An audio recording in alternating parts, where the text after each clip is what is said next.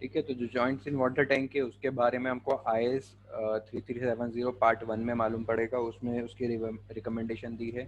इसमें जो सबसे फर्स्ट होता है वो होता है मूवमेंट जॉइंट्स।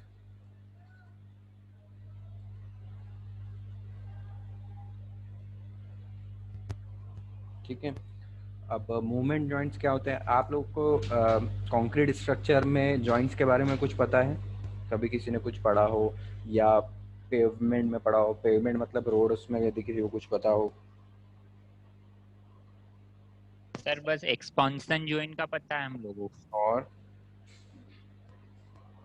और एक्सपांशन एंड कंट्रक्शन जॉइंट दोनों के बारे में पढ़ा है सर। और चलो, ये दो तो आपने सही बता दिए। और ये फिर उसके अलावा याद नहीं आ रहा है, लेकिन अब रिवाइज करके देख लेंगे एक बार। ठीक है।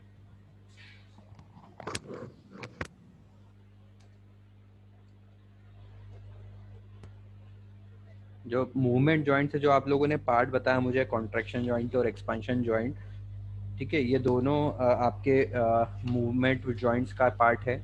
और इसमें थर्ड एक और आता है स्लाइडिंग जॉइंट, ठीक है, जो वाटर टैंक के केस में है।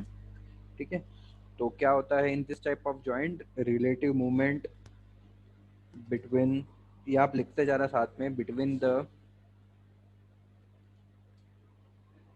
adjoining parts of a tank such as wall and the floor slab is permitted.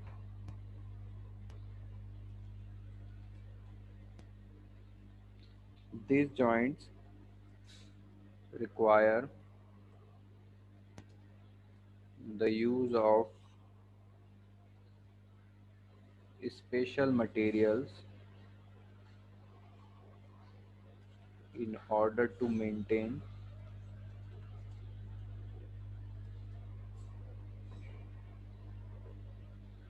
water tightness,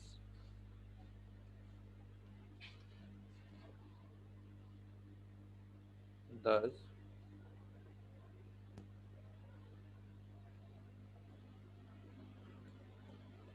accommodating the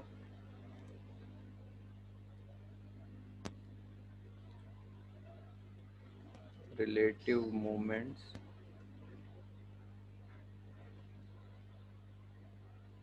between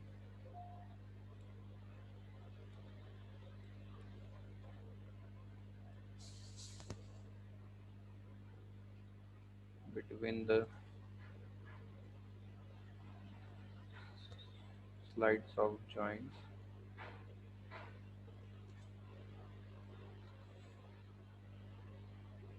ठीक है, क्या होते हैं movement joint? In this type of joint relative movement between the adjoining part of the tank such as wall and the floor of the slab is permitted.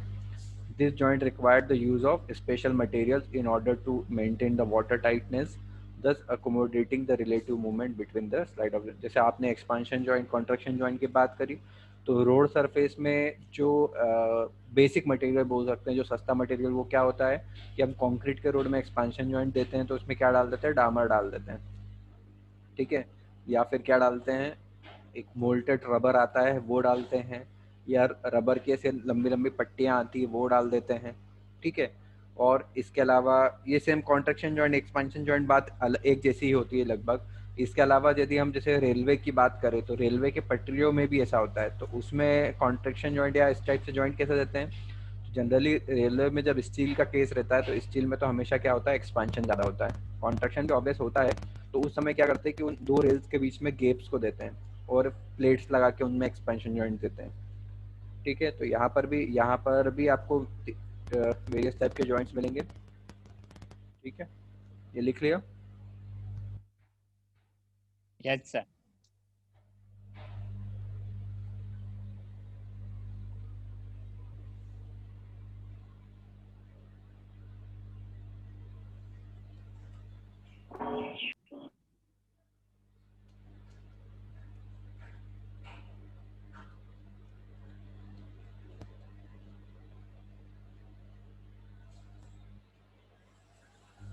क्या क्या types होते हैं, तो इसमें फर्स्ट है आपका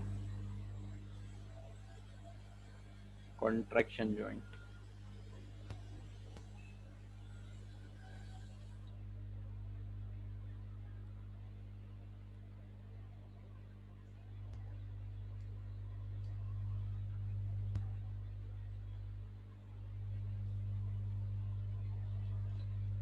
मैं कोशिश करता हूँ कि आपको आईएस कोड के पार्ट 1 से मैं शेयर स्टॉप कर रहा हूँ इसमें। ठीक है, तो कॉन्ट्रैक्शन जॉइंट में ये आपका IS 3370 पार्ट 1 है। ठीक है, इसमें जो मैं आपको चीज़ें लिखवा रहा हूँ तो ये देखो, ये वही सेम चीज़ें जो IS कोड में आपको लिखा हुआ है ना। मूवमेंट जॉइंट से intended to accommodate relative movement between adjoining part of a structure, special provision being made to maintain the water tightness of the joint. In elevated structure where restraint is small, movement joints may not be required. There are three categories of movement joints. First है contraction joint. क्या होता है contraction joint? तो a movement joint with a deliberate discontinuity but no initial gap between the concrete or either side of the joint. The joint being intended to accommodate the contraction of the concrete. Figure 1 देखते हैं, तो ये figure 1 देखो, ये है आपका complete contraction joint. क्या करा है, डिसकंटिन्यूइंग स्टील, मतलब आपके जॉइंट सीलिंग कंपाउंड, ये देखो यहाँ पर एक जॉइंट, ये दो वॉल मान लीजिए आप, ये वॉल या कोई भी पर्टिकुलर जॉइंट है, वॉल या बेस स्लैब का जॉइंट है, ठीक है, और उसके बीच में क्या है, मतलब अच्छा ये जॉइंट जरूरी नहीं है, ये हो सकता है जैसे आपका टैंक है, टैंक की वॉल तो बहुत लंबी होती है। अब मान लीजिए हमको इतनी लंबी वॉल बनानी ही नहीं है, उसके बीच में भी हमको जॉइंट देना है तो वहां भी दे सकते हैं। लेकिन उसमें देखो क्या क्या करा उन्होंने, डिसकंटिन्यू स्टील, स्टील में आपने डिसकंटिन्यूटी दी थी जहाँ जॉइंट आप दे रहे हैं। ठीक है, फिर वाटर बार, एक ये बार दिया हुआ है आपने यहाँ पर एक, ठीक है, अलग तरीके का एक चीज होती है। फिर discontinuity in concrete but no initial gap, हमने उसमें कंटिन्यूटी, कंक्रीट की कंटिन्यूटी खत्म करी है, लेकिन उसके बीच में जगह हमने क्या कर दिया है, जॉइंट सीलिंग कंपाउंड उसमें डाल रखा है, मतलब कंटिन्यूटी बनी हुई है, हमने उसको सिर्फ कंक्रीट को डिसकंटिन्यू करा है, लेकिन उन दोनों सरफेस के बीच में कोई इनिशियल गैप नहीं है। ठीक है, तो ये क्या कहलाता है आपका contraction joint. A distinction should be made between a complete contraction joint, figure जो and partial contraction joint. While the complete contraction joints are not restrained to movement and are intended to accommodate only contraction of the concrete, the partial contraction joint provided some resistance but are intended to accommodate some contraction of concrete. In complete contraction joint, both concrete and reinforcement steel are interrupted. In partial contraction joints only, the concrete is interrupted. The reinforcing steel running through water bar shall be provided either centrally in wall or on the soffit of a floor.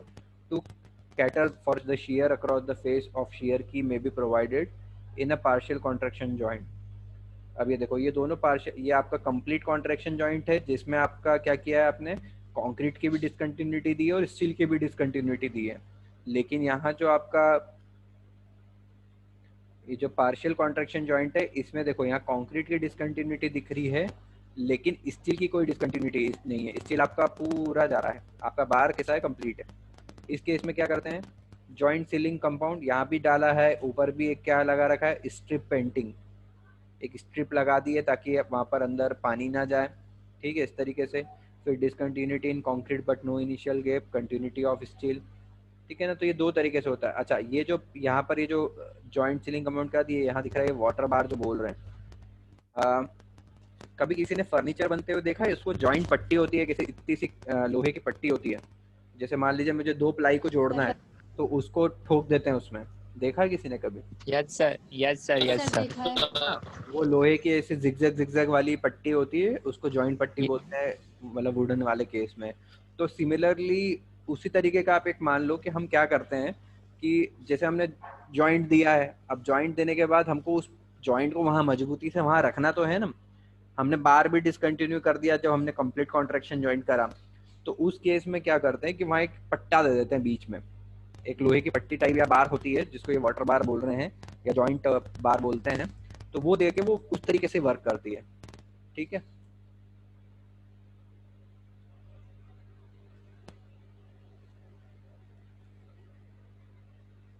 ये देते क्यों है कि आपने जैसे contraction joint दे दिया, बीच में silent material है, अब यदि वो शियर में फेल होने का करे तो क्या उसको रिइंफोर्समेंट तो है नहीं, तो उसको रोकने के लिए वो पट्टी दे रखी है बीच में, ताकि आपका शियर इस तरीके से कोई मूवमेंट ना हो पाए आपकी दोनों वॉल्स के बीच में, ठीक है।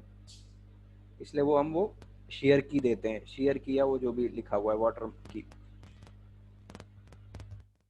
In a partial contraction joint, a water bar may be provided if necessary, preferably centrally in a wall or on the soffit of a floor. This figure shows some of the typical joints and other available joint detail may be used. मतलब ये अभी जो typical use करते हैं, इसके अलावा भी आप कर सकते हो। फिर second है आपका expansion joint. A movement joint which has no restraint to movement and is intended to accommodate either expansion or contraction of the concrete. This completed discontinuity in both reinforcement and concrete. An expansion type of water bar shall be provided either centrally in wall or on the soffit of a floor. Center bulb water may be used in walls. In general, such a joint requires the provision of initial gap between the adjoining part of a structure, which by closing or opening accommodates the expansion or contraction of structures. Design of the joint so as to incorporate sliding surface is not, however, precluded and may sometime advantages. देख लेते हैं figure 2, ये आपका expansion joint का है। अब देखो, अब इसमें डिसकंटिन्यूटी बहुत प्रॉपर है, इसमें बहुत ज़्यादा डिसकंटिन्यूटी है। इसमें इनिशियल गैप भी दिया जाता है, फिर यहाँ पर वाटर बार भी प्रोवाइड करा जा रहा है, और उसके बीच में भी जॉइंट सीलिंग कंपाउंड डाल रहे हैं। और discontinuity in both concrete and steel joint filter, एक जॉइंट फिल्टर टाइप एक मैकेनिज्म वो लगाते हैं इसमें। सिमिलरली इधर भी एक दिया हुआ है दूसरे तरीके का, ठीक है। जब आपका ये स्लैब में दिया है, ये वॉल में दिया हुआ है, जो 2A है वो वॉल का है और ये 2B है, जनरली स्लैब में दिया हुआ है। तो initial gap, joint sealing compound, देखो होता सेम है, लेकिन क्या है मटेरियल, इसमें गैप बहुत ज़्यादा है इनिशियल गैप, इसमें गैप बिल्कुल भी नहीं है। सिर्फ आपने क्या करा है, कंपाउंड मतलब दोनों वॉल के बीच में एक दूसरा कंपाउंड मटेरियल डाल के उसका मतलब गैप कम कर दिया। और इसमें क्या है कि आपकी गैप आप इसमें भी नहीं, इनिशियल गैप जो मेन गैप ज़्यादा है, लेकिन इसमें क्या है कि आपने थिकनेस, जो आपका कंपाउंड है, जो जॉइंट सीलिंग कंपाउंड है, उसकी थिकनेस ज़्यादा है, जो हम जनरली सड़क में भी देखते हैं, ठीक है ना। आप यहाँ ब्रिज पे जाओगे, अपने यहाँ जो ब्रिजेस बने हुए हैं बाईपास पे, उनमें लोहे के पट्टे दिए हुए रहते हैं, देखा है किसी ने? बार बार आवाज आती टायर से धड़ धड़ करके, यस सर, है ना। तो यस सर। उसमें क्या रहता है कि उसमें गेप्स के बीच में जब वो क्या है, वो एक्सपांशन जॉइंट है, क्योंकि मतलब वो देखो इसमें भी बोला है कि जो एक्सपांशन जॉइंट देते हैं वो कॉन्ट्रैक्शन के लिए भी बना रहता है और एक्सपांशन के लिए भी बना है, और जो हमने ऊपर वाला जो जॉइंट देखे वो सिर्फ और सिर्फ कॉन्ट्रैक्शन के लिए बने हुए हैं, ठीक है ना। तो एक्सपांशन जॉइंट में क्या होता है कि एक्सपांशन जॉइंट में आप दोनों के लिए दे सकते हो। तो उन्होंने इनिशियल, जैसे हम सड़क में देखते हैं, एक इनिशियल लोहे की पट्टी जैसी एक नाली जैसी बनी रहती है और उसके बीच में कंपाउंड भरा रहता है। सिमिलरली वैसा ही कुछ केस यहाँ पर भी होता है, ठीक है, कि आपने जॉइंट फिल्टर दे रखा है और उसके साथ आपने इनिशियल गैप उसमें सीलिंग कंपाउंड भी डाल रखा है, तो ये उसी तरीके से वर्क करता है, ठीक है। और यहाँ दोनों तरीके से बोला है कि ये एक्सपांशन जॉइंट कॉन्ट्रैक्शन में भी वर्क करता है और एक्सपांशन में भी वर्क करता है और कॉन्ट्रैक्शन में भी वर्क करता है ऑफ द कॉन्क्रीट, ठीक है।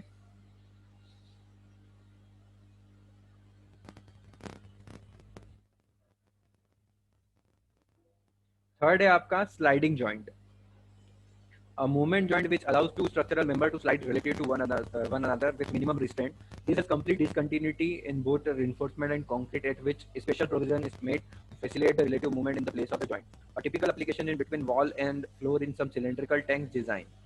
ये थर्ड, ये इस तरीके से है, प्रिपेयर्ड स्लाइडिंग सरफेस और रबर पैड। ये वॉल है, वॉल के नीचे आपने क्या करा है, एक सिलेंट लगा रखा है और उस पर कुशनिंग दे रखी है। सिमिलरली वॉल और स्लैब के बीच की भी जो गैप है, वहां पर भी आपने क्या करा है, स्ट्रिप पेंटिंग या जॉइंट सीलिंग कंपाउंड डाल रखा है। देखो एक बात समझो, आप प्रैक्टिकली इसको बाहर से देखोगे यदि कोई भी वाटर टैंक में, तो आपको ये चीज दिखेगी नहीं, है ना।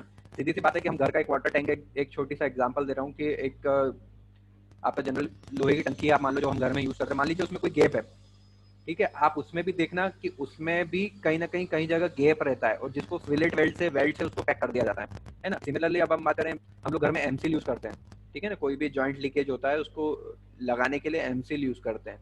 तो होता क्या है कि मान लीजिए कोई नल है, नल के बीच में और पाइप के बीच में कोई गैप आ गई, तो हम उसको क्या करते हैं, उस सीलेंट से भर देते हैं। वो क्या है, एमसील क्या है, एक टाइप का सीलेंट है, ठीक है। लेकिन अभी भी उस मटेरियल के अंदर क्या गैप अभी भी बची हुई है, हमने फिर उसको ऊपर तरफ से पैक कर दिया। सिमिलरली यही चीज़ है, ये जो जॉइंट दे रहे हैं इसमें हमको इनिशियल गैप देना है कि मान लीजिए गर्मी के कारण या ठंडी के कारण आपका एक्सपांशन या कॉन्ट्रैक्शन हो रहा है, तो हमारे कंक्रीट को स्पेस मिले, क्योंकि यदि आपके कंक्रीट को स्पेस नहीं मिलेगी तो क्या होगा, वो क्या होगा,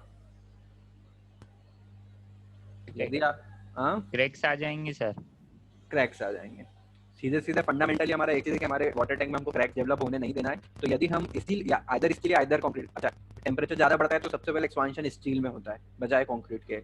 वो स्टील में एक्सपांशन होता है, उसी के कारण से फिर वो कंक्रीट में स्ट्रेसेस ट्रांसफर होती है और टेम्परेचर स्ट्रेसेस के कारण कंक्रीट में क्रैक डेवलप होता है। सिमिलरली उल्टा इफेक्ट स्टील आपके ठंडी में पड़ता है, ठंडी में कंक्रीट जल्दी कॉन्ट्रैक्ट होने लगता है, ठीक है ना, पानी की मात्रा, फ्रीजिंग पॉइंट, बहुत सारी चीज़ें पड़ी होगी आपने कंक्रीट में, ये सारे इफेक्ट आते हैं, ठीक है। जैसे मान लीजिए वाटर टैंक 100% तो आप कोई प्रूफ बनाते नहीं, हम कोशिश करते हैं, तो कुछ ना कुछ अमाउंट तो कंक्रीट में पानी का जाता ही है वाटर टैंक से। तो यदि बहुत ठंडी वाली जगह है तो क्या होगा, वो पानी बर्फ में कन्वर्ट हो जाता है और फिर अंदर फ्रीजिंग वाली कंडीशन आती है और उसके कारण स्ट्रेसेस जनरेट होती है। तो उस स्ट्रेसेस को अकोमोडेट करने के लिए हमको इस टाइप के जॉइंट सब देने पड़ते हैं, ठीक है। फिर नेक्स्ट है, पहला हमारा मूवमेंट जॉइंट हो गया, और नेक्स्ट है हमारा construction joint. A joint in the concrete introduced for convenience in construction at which special measures are taken to achieve subsequent continuity without provision of further relative movement is called a construction joint। ठीक है, अब construction joint क्या होता है generally हमारे, अब आप बताइए, आप हम लोग स्लैब कास्ट करते हैं, मान लीजिए 1 लाख स्क्वायर फीट की स्लैब है, तो क्या पूरी स्लैब एक साथ कास्ट करते हैं? हाँ, कोशिश करते हैं, हम कोशिश करते हैं कि हमारी पूरी स्लैब एक साथ कास्ट हो, पर कई केसों में वो केस नहीं हो पाता है, हम एक साथ कास्ट नहीं कर पाते हैं स्लैब। तो उस केस में क्या होता है, उसको कंस्ट्रक्शन जॉइंट बोलते हैं। आपने जनरल कंस्ट्रक्शन में भी देखा होगा, जब हम डिसकंटिन्यू, मान लीजिए जैसे कॉलम है ना, कॉलम आप जब कॉलम फिलअप करते हैं तो ऐसा तो है नहीं कि पूरा फर्स्ट फ्लोर से लेके 5th फ्लोर तक बिल्डिंग बना रहे तो एक साथ पूरा कॉलम बना देते हैं, नहीं बना पाते हैं। हम एक एक फ्लोर का कॉलम बनाते हैं, क्योंकि कॉलम बनता है फिर बीम बनता है, तो हम क्या करते हैं, कुछ हिस्सा कंक्रीट का हम जो है वो खुला छोड़ देते हैं। सबने देखा होगा ये प्रैक्टिस, तो है ना, कुछ हिस्सा हम कंक्रीट का खुला छोड़ देते हैं और जब नेक्स्ट स्लैब डालने के बाद हम नेक्स्ट कॉलम को आगे की तरफ ऊपर की तरफ बढ़ाते हैं, तो उसको थोड़ा ब्रेक करके हम फिर से एक नया कंक्रीट पोर करते हैं, ठीक है। तो वो वहां उसके बीच में, दोनों कंक्रीट के बीच में एज का गैप आ जाता है ना, एक पहले से डली हुई है और एक बाद में डल रही है, तो उनके बीच में जो जॉइंट होते हैं वो जनरली कंस्ट्रक्शन जॉइंट होते हैं। तो उसमें कोई स्पेशल प्रोविजंस क्या होते हैं, जनरल हम कटलमेंट देते हैं, बार का कटलमेंट देते हैं, नीचे का बार आया और ऊपर का बार आ रहा है, उसको हम ओवरलैप करते हैं ज्यादा और उसको वेल्ड भी कर देते हैं। देखा किसी ने इस तरीके की चीज जनरल बिल्डिंग में? सर ओवरलैपिंग देखी है, लेकिन ये आप बता रहे वेल्ड का नहीं देखा। वेल्ड भी कर देते हैं, बहुत सारी जगह वेल्ड भी कर देते हैं, ठीक है। जनरली देखो, वेल्डिंग गलत प्रैक्टिस है, मैं आपको ये बता रहा हूँ, वेल्डिंग बहुत गलत प्रैक्टिस है। कभी भी कोई दो बार कोई ओवरलैप करते हैं तो वेल्ड नहीं करना चाहिए, ठीक है। ये कब वेल्डिंग कब करते थे, जब बहुत कम हाइट रहती है ना, जब बिल्डिंग बहुत ज्यादा फ्लोर की नहीं हो, और कभी आपका सरिये का मेजरमेंट गलत हो गया, हो ही जाता है, जनरली ओवरलैप तो करते ही हैं, क्योंकि ओवरलैप करते टाइम क्या रहता है, उसमें एक्सपांशन या आप जो बोल रहे हैं ना, हम मूवमेंट के चांसेस थोड़े हम दे के रखते हैं, रिलीज करके रखते हैं, जो कि जो लॉन्ग स्ट्रक्चर होते हैं उसमें ज़्यादा जरूरी होते हैं, क्योंकि उसमें हॉरिजॉन्टल फोर्स आते हैं, विंड फोर्स वगैरह का हम यदि इफेक्ट कंसिडर करते हैं, है ना, तो वो सारे जॉइंट क्या कहलाते हैं, कंस्ट्रक्शन जॉइंट कहलाते हैं। The position of construction joint should be specified by the designer. Full structural continuity is assumed in the design at the construction joint and should be realized in practice. If necessary, construction joint should be grouted. The concrete at the joint should be bound properly. The surface of the earlier pour should be roughened to increase the bond strength and to provide the aggregate interlock. जैसे मैंने पहले बताया, वही चीज़ यहाँ लिखी है, मैंने पढ़ा ही था। क्या लिखा है यहाँ पर कि जो पहले से कंक्रीट यदि हमने पोर कर रखा है, तो पहले से हमने पहले जो प्लेस किया तो उसमें क्या करते हैं, उसकी सरफेस को रफ करते हैं। सेम सिमिलरली मैंने बताया कि कॉलम में भी हम क्या करते हैं कि उसके कंक्रीट को तोड़ देते हैं और रफ बना देते हैं, ताकि अब जब हम नया कंक्रीट डालें तो उसके बीच में बॉन्ड अच्छा बन जाए, ठीक है। वो चीज़ यहाँ पर भी लिखी है, ठीक है। बाकी छोड़ देते हैं, सच कुछ नहीं है, थ्योरी है। एक आप एडमिक्सचर भी इसमें यूज कर सकते हैं। This may be best carried out by applying a surface retarder immediately after concreting the earlier pour for vertical surface. The surface retarder should be applied to the formwork. The latent is removed by the applying a jet of water if the joint surface is not roughened before the concrete is hardened. In that case, and latite should be removed by the sandblasting or by the scrubber. The joint surface should be clean and the damp for the slick server prior to the placing of new concrete. ये एक application का तरीका है, यदि बहुत अच्छे से आपको उसकी वर्किंग एबिलिटी बना के रखना है, तो आपने जैसे जो पुराना कंक्रीट पोर किया है तो अब वो तो जम जाता है, तो उसके ऊपर आप क्या करो, जब आप पूरा एक पहला कंक्रीट आप पोर कर रहे हो तो उसकी जो टॉप सर्फेस है उस पर एक एडमिक्सचर डाल दो, ठीक है। उस एडमिक्सचर के कारण क्या होगा कि वो जो ऊपर का टॉप सरफेस है वो जल्दी ड्राई नहीं होगा। उसके बाद आप क्या करो, उसको फिर क्या करो, वाटर जेट से या सैंड, यदि वो सूख गया है, वो रिटार्डर यदि सूख गया है, तो उसको आप वाटर जेट से या सैंड जेट से उसको हटा दो, और फिर उसमें करीबन 2-4 घंटे के लिए आप पहले उसको सरफेस को गीला करके रखो, ताकि वो थोड़ा सा नरम हो जाए, और फिर आप नया कंक्रीट उसमें पोर कर दो। तो ये एक जनरल प्रैक्टिस बताई है उन्होंने, यदि हमको कंस्ट्रक्शन जॉइंट देना है तो इस तरीके से हम उसमें दे सकते हैं। नेक्स्ट है temporary open joints. A gap temporarily left between the concrete of adjoining part of a structure, which after a suitable interval and before the structure is put into use, is filled with the concrete either completely or is provided below with the inclusion of suitable jointing material. In the former case, the width of the gap should be sufficient to allow the slide to be prepared before filling. Temporary open joint बोला है कि हम उसको open रखेंगे नहीं, हम क्या करेंगे, कंस्ट्रक्शन की ईज के कारण किसी कारण से आप वो जॉइंट्स को रखते हैं, वो बाद में उसको किसी कंक्रीट से या फिलिंग मटेरियल से फिल कर देते हैं। ये उसका डायग्राम बना टिपिकल टेम्पररी ओपन जॉइंट का।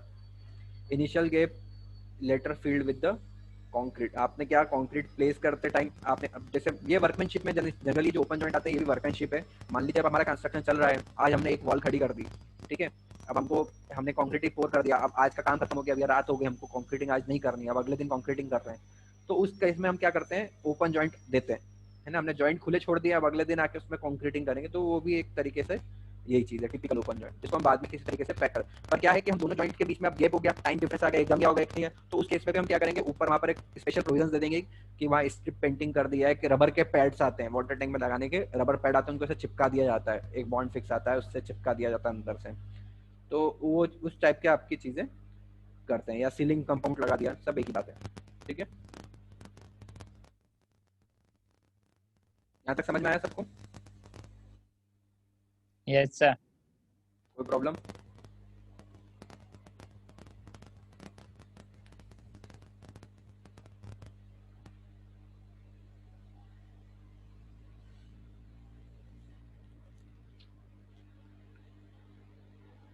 फिर ये इसी आईएस कोड में अभी अपन ये चीज़ तो छोड़ देंगे, design and detailing of joint, अभी बहुत इन डेप्थ है, हमको इसमें ज़्यादा पढ़ना नहीं है, क्योंकि हमारे क्वेश्चन से हमको याद आएगा, है ना। Design and detailing of joint हमको जॉइंट डिजाइन करने को एकदम सच नहीं आते हैं, हम जो जनरल डिजाइन होती है उसी को लेकर चलते हैं, पर आईएस कोड में आपका टोटल पूरा दिया हुआ है कि स्पेसिंग वगैरह आपकी, है ना, जॉइंट की डिटेलिंग किस तरीके से उसमें देना है ना, ये design option for control of thermal contraction restraint के हमको ये यूज आएगा, तो हम इसको पढ़ेंगे आगे।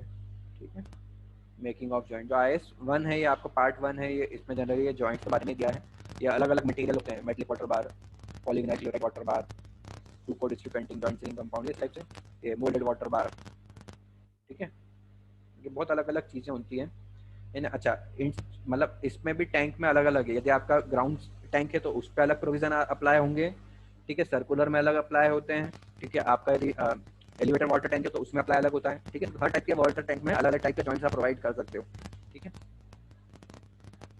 पूरा आईएस कोड 1 में आपका वही चीज़ दी हुई है, अलग अलग तरीके के आपके डिटेलिंग्स दी हुई है, किस तरीके से वाटर का यूज, मतलब मटेरियल्स का यूज करना है उसमें। ठीक है,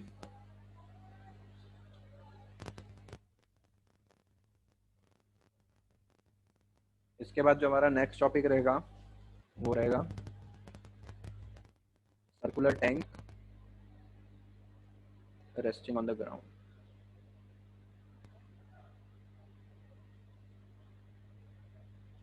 ठीक है, हम सर्कुलर टैंक पढ़ेंगे रेस्टिंग ऑन द ग्राउंड, उसके पैरामीटर्स वगैरह नेक्स्ट क्लास में।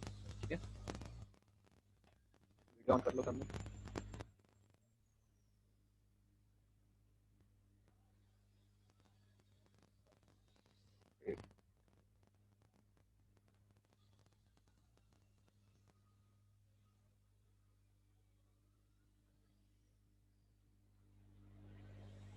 वीडियो ऑन कर लो बेटा सब लोग।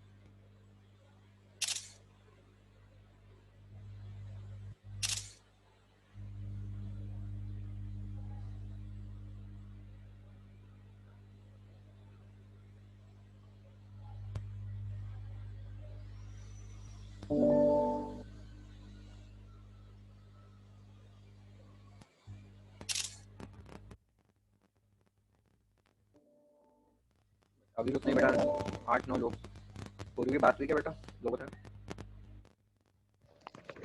सर कल तो मैं मैसेज नहीं कर पाई थी, आज मैं सबको एक बार और मैसेज कर दूंगी। आज सबको मैसेज करो कि क्लास में रेगुलर आओ। अच्छा, तुम लोगों के एग्जाम है क्या आरजीपीवी की?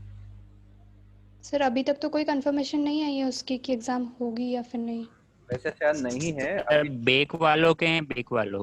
अभी जो आया है ना टाइम टेबल क्योंकि कल शायद सुप्रिया मैडम ने तुम्हारे ग्रुप पे डाला था क्या? Yes sir. यस सर, वो अल्केश ने डाला था तो सुप्रिया मैम ने उस पे वो करा था। अच्छा, मैंने देखा था वैसे ही, मैंने देखा नहीं था किसने क्या डाला। तो वो अभी मतलब ऐसा है, वो एक्स के पेपर हैं, जिन जो लोगों के तुम्हारे भी जैसे रुके हुए पेपर होंगे ना, यदि पुराना कोई रुका हुआ पेपर है किसी सेमेस्टर का, तो उसकी एग्जाम जरूर है अभी, ये याद रखना। अभी रेगुलर की एग्जाम नहीं है सर, मतलब 6 रेगुलर उन्होंने नहीं बोला है, रेगुलर में सिर्फ 8 सेम बोला है। जिनकी एग्जाम ऑलरेडी हो चुकी है उसमें से यदि कोई रह गया हो तो उनका वो अभी नए तरीके से पेपर होगा। बाकी आप लोगों के एक्स के पेपर यदि किसी के रुके हुए हैं तो वो देना है अभी, है ना? ओपन बुक है वो, तो वो तरीका समझ लेना उसमें, इजी गोइंग है वो बहुत। ठीक है, एंड करें। Yes sir. Yes sir. ठीक।